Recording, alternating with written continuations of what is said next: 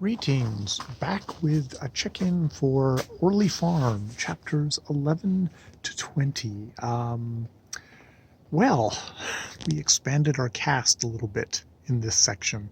I always have to remember with Trollope, it's like, okay, I feel like, for anyone else, this would be like halfway through a book. It's like, no, we're about a quarter of the way in. We've just basically, I think we probably just introduced everybody by now. Just at the end here, it always feels slightly disheartening, but I know that he'll then weave all these people into the story and they'll be fine and all that.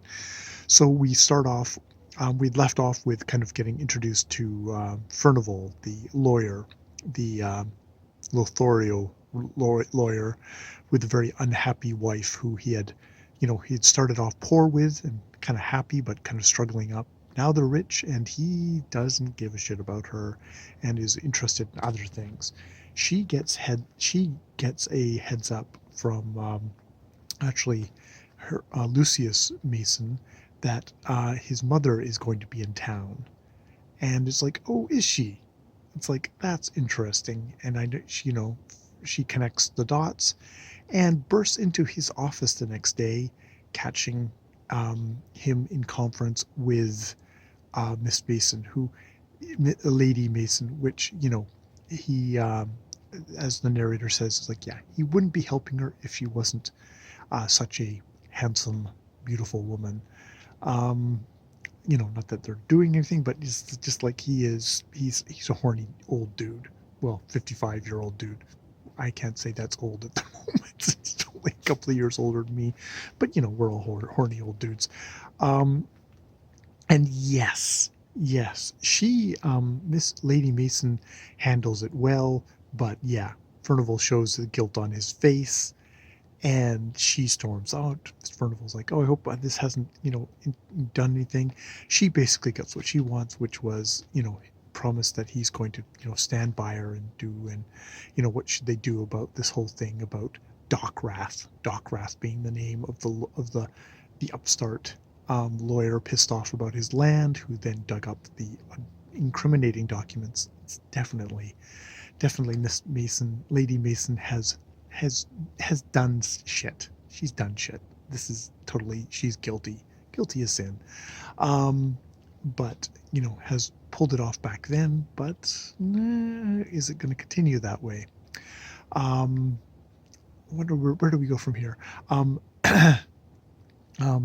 Dockrath does indeed get to talk to Joseph Mason's old lawyers. The old head was the guy who took care of the case, but it's been passed to his son. They have some jousting, but Dockrath manages to kind of hold his temper enough that he's able to present a little bit of info to this lawyer, who goes like, okay, we'll take a look at it.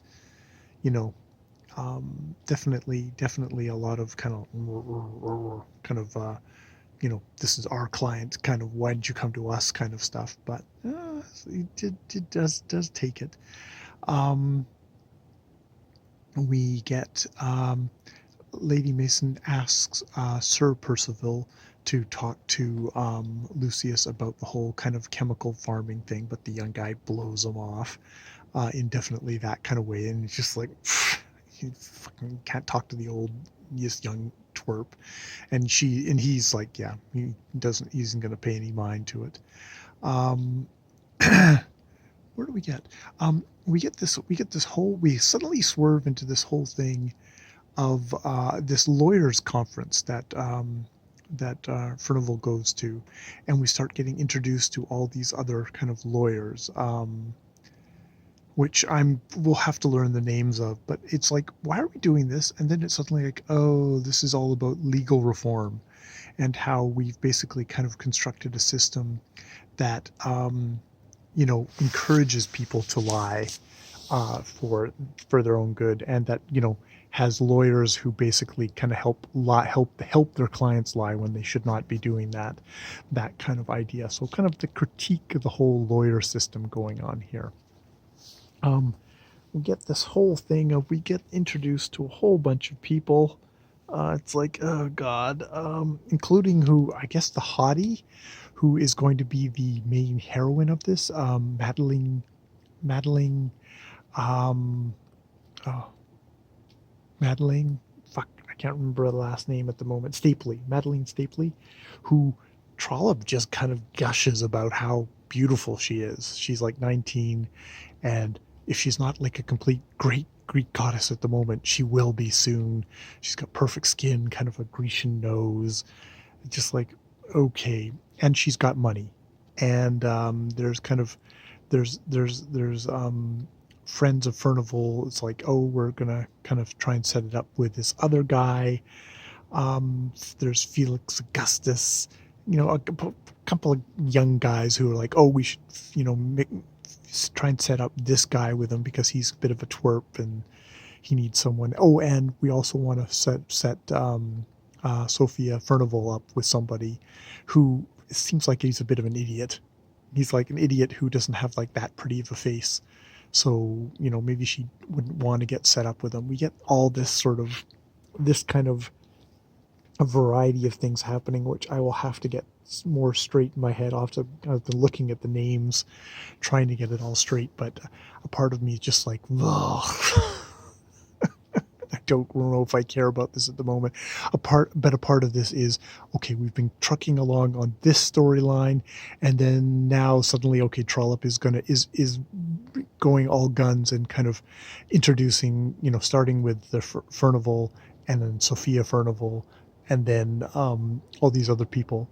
I guess the interesting thing is Lady Stapley, Madeline Stapley's mother, says like, oh, we'll go and visit Lady Mason, to show her that we're friends to her and all that stuff. Interestingly enough, at this kind of gathering of Sir Percival, the younger Percival, the Stapleys, others, the Mason, Lucius kind of calls to younger Percival to like, can you come with me?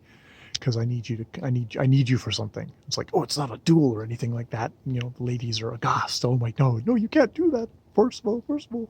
But no, it is not that. It's something dumb because Lucius has been hearing more and more how there's this case getting brought forward about basically that Dockrath is calling his mother a forger, and putting Joseph Mason, his half brother, up to this sort of stuff to maybe do a lawsuit. And he's like, well, this blackguard is slandering my mother. I have to go and yell at him and stuff like that. And like Lucy's like, oh, well, can you take him? Which apparently means, can you like beat him up or something? It's like, oh no, he's an older guy and he's got kids, so I can't beat him up over the whole thing. But we're going to go down and we're going to show him what's what. And so these young idiots go into his law office with his law clerk there and make kind of brr and call him a complete villain and stuff like that. And he's like, you don't know what's up. And, and he turns to Percival Orme and says like, perhaps you should message to me and your kin. It's like, maybe you shouldn't stand too close to her because, what's going to come out is not going to reflect well on her and those around her. And Lucius calls him a blackguard and a villain. And he basically, Dockrath, he's a lawyer. It's like, please take all that down. Please take all that down to his clerk and then read it back to us. It's like, yeah, good. It's like, so, okay, there's some libel case that he can also probably put forward against young idiot Lucius in the matter. So I'm sure he will take all legal advantage.